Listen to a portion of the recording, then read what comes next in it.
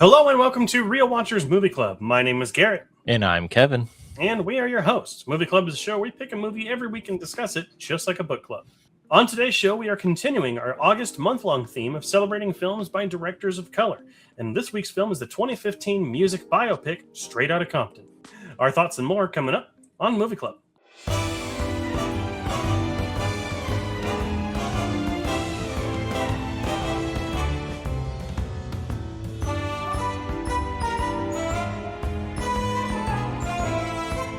Released in 2015, Straight Outta Compton was directed by F. Gary Gray and stars O'Shea Jackson Jr., Corey Hawkins, and Jason Mitchell. Taking us back to where it all began, Straight Outta Compton tells the true story about how 5 young cultural rebels, armed only with their lyrics, bravado, and raw talent, stood up to the authorities that meant to keep them down and formed the world's most dangerous group, NWA. The film currently has a 3.8 out of 5 on Letterboxd. It was nominated for 1 Academy Award for Best Original Screenplay.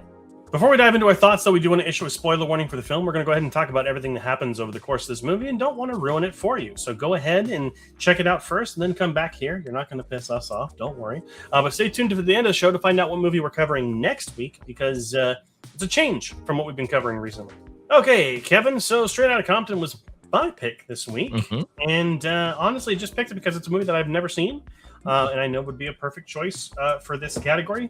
And, just never had a chance to actually watch it. So, nice. Had you heard about, obviously you'd heard about this movie before, I'm guessing. Yes. But had you seen it before? Yes, I have seen it before. And I think I saw it in theaters too, which is amazing. I saw a movie in 2015 in theaters. But I'm not going to spoil anything, but it's a very good and enjoyable movie so far, and it still holds up to the first time I watched it as well. Yeah, I really do think this movie holds up. I mean, especially 11 years later now, and it still feels like it could have been something that was made yesterday in this endless stream of music biopics that we keep getting. I mean, I was really excited to do this one. I had never seen it before. I know nothing about NWA or Dr. Dre or Ice Cube or Easy. I just knew of them. I've heard of them. You know, I've heard the songs from like other movies and stuff, but I never actually listened to the music and didn't know their story. I mean, rap's not typically the genre I listen to most. Not that I don't listen to it. It's just not something that I particularly enjoyed when I was especially around the time that this came out. Yeah.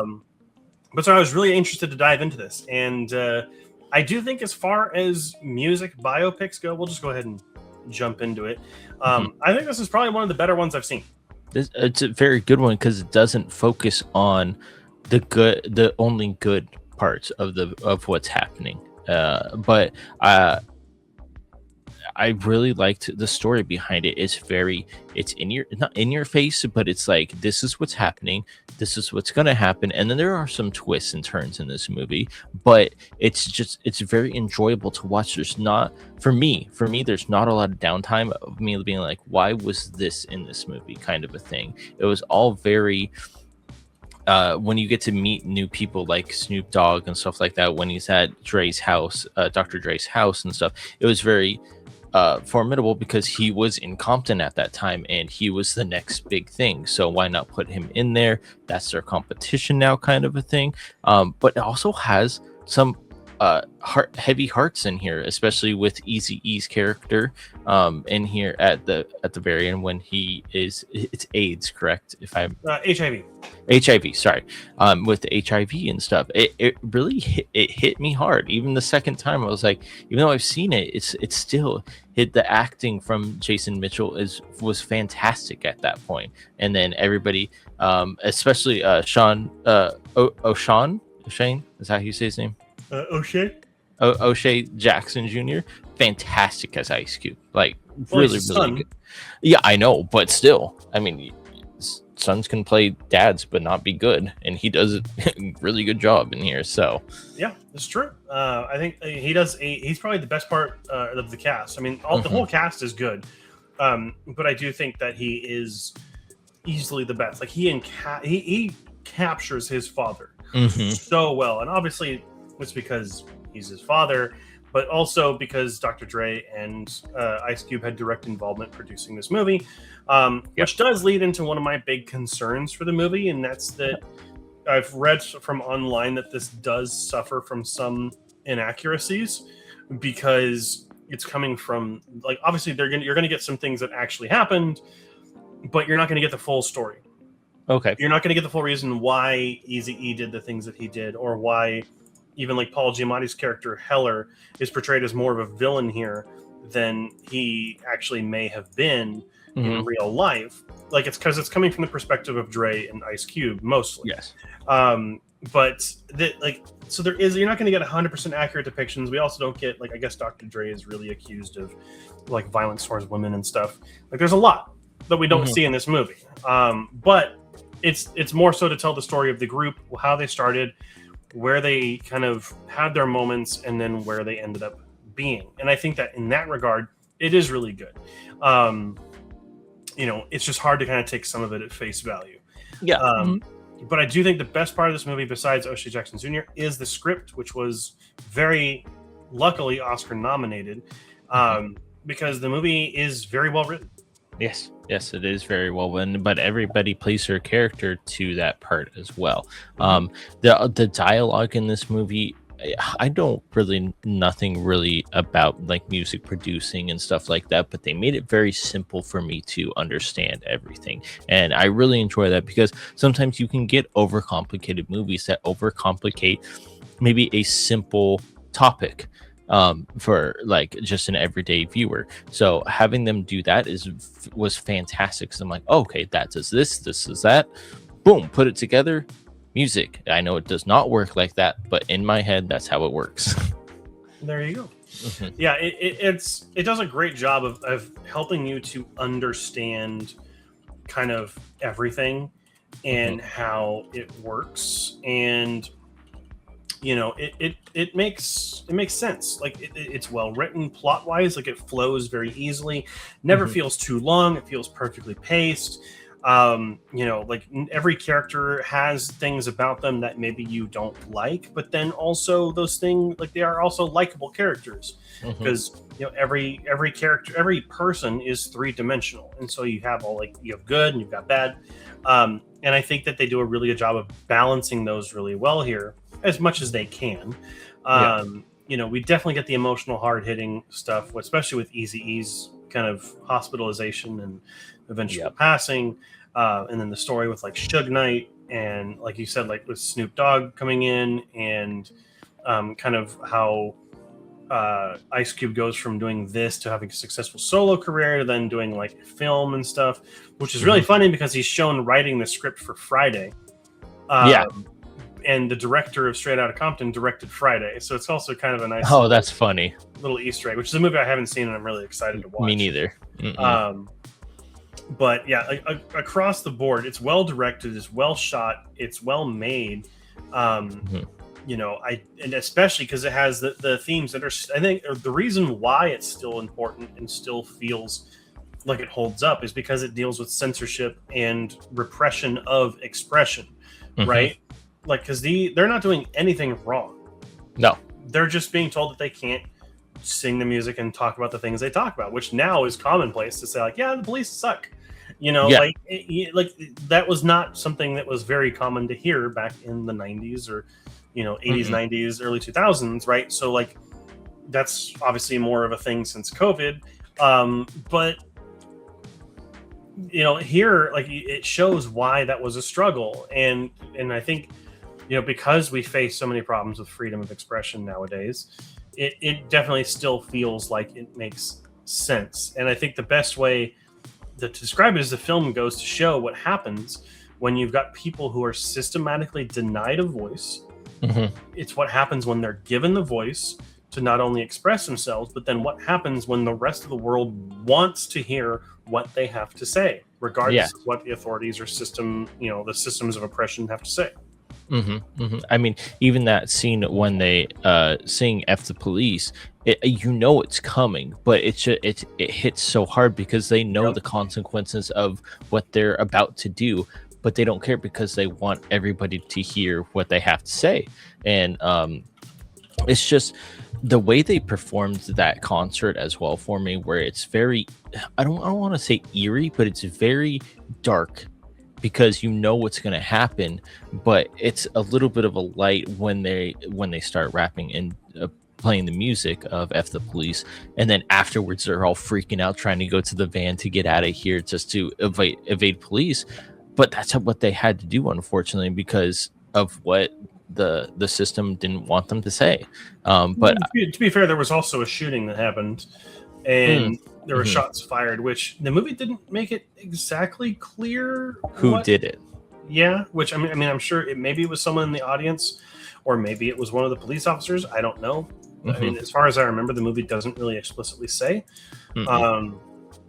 But yeah, it's definitely one of the bigger parts of the movie, bigger moments in the movie. And then obviously the things that Eazy-E does to kind of undermine everyone else. You know, when like Ice Cube starts realizing like, hey, they're eating lobster and we're getting Big Macs again. Yeah. You know, like it hits hard in groups like this. Like this is only 5 guys, but it's 5 very talented people who all deserve an equal cut.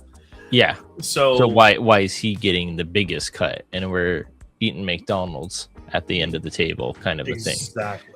But I really liked the scenery in this movie and the wardrobe as well. And it's not like the flashiest of wardrobes, but back in the day, like is this the 90s? I forget.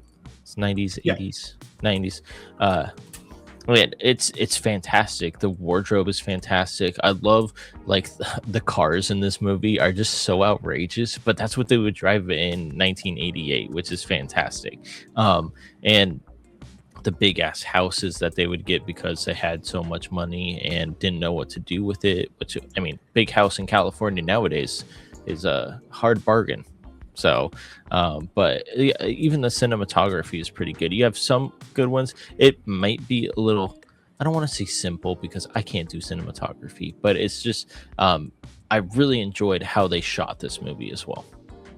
Oh yeah, it looks fantastic, and does a great job of, you know, capturing the visual style while also looking like its own thing. Yeah. So. Like I think it's fantastic. I do think it is one of the best music biopics I've seen. I would say, I mean, I'm trying to think of one that's even comes close. And I mean, I used to say Bohemian Rhapsody, but I don't think Bohemian Rhapsody is very good anymore. I mean, honestly, this might be the best one. Very cool. I mean, it does. I think it helps that it shows a whole group as well and not just a single person. Yeah, and I think that's where like potentially the Beatles ones that are coming up might be pretty good. Who knows? But there's doing one movie for each person, so that might be too much. Yeah. But I don't know, man. I want like band biopics. I don't want like single artists anymore. Like give me the Iron Maiden biopic. Like give me you know, we like obviously we get NWA with Straight Outta Compton. You know, give me like a, I don't know, Led Zeppelin one. Give me, like Bohemian Rhapsody was more about Freddie Mercury than it was about Queen. So I would have rather seen like maybe a Queen one. But, you know, I want to see like groups. And I think that like that's a way that you don't get kind of funneled into one thing. I just looked some up, like Wu-Tang Clan would be cool to see. I don't know any of their music. Would be fantastic though to see. Another one, Run DMC. We got NWA, and then Public Enemy would be a good one as well. Where you can even do like Outkast. So there's so many groups you could do it on, and I mean, obviously, it just depends on how popular that group is. That's really the biggest thing. So, but, I mean, all of those are pretty popular too. It's true; they're all pretty big. Okay, so Straight Outta Compton was my pick this week, and I thought that this was a staggering achievement in the world of music biopics. I do think it does struggle a little bit with some inaccuracies because of the fact that it's made directly by 2 of the people from the group. So it kind of makes you wonder, can we take everything at face value? Is it truly being honest with all of its representations? But I do love its idea of handling the theme of censorship and expression. It's crucial not only in music, but in our daily lives now as well. The performances are fantastic. The script is especially fantastic, which was Oscar nominated. So for me, I gave this an 85 out of 100, which equates to 4 stars out of 5 for this one. Nice. Yes. I agree with you with everything that you said. I also really like the characters and the people who play the characters. They play them absolutely perfect to a T, in my opinion. And I just love the story and the message behind it. Yes, it might be a little inflated because of Dr. Dre and Ice Cube being the directors of it, but it still puts out a really good, impressive story about how NWA happened and what happened after that. Talked a little bit about the cinematography too, which is absolutely fantastic as well. I gave this movie a 90 out of 100, which accumulates to 4.5 stars out of 5. Well, there you go. That is going to go ahead and bring us to the end of this one. So question that falls to you. What do you think of Straight Outta Compton? Go ahead and leave those thoughts down in the description or comment section. You can't edit the description. In the comment section down below. And that should just be, respectful of everyone around you, because it's not that hard. But next week we are concluding our August month-long theme of celebrating films by directors of color, and we're changing it up next week. We are going to be taking a look at the 2008 anime film Ponyo from legendary director Hayao Miyazaki. So make sure to watch it before next week so you aren't spoiled. But thank you so much for watching. Of course, we have this show that goes live every single Friday at 4 a.m. Pacific Standard Time. We also have our weekly live stream over on Wednesdays at 7 p.m. Pacific Standard Time, where we go over movie news, reviews, and a lot more. But that's it. Thank you so much for joining us. And until next time, make sure to keep those eyes on the screen.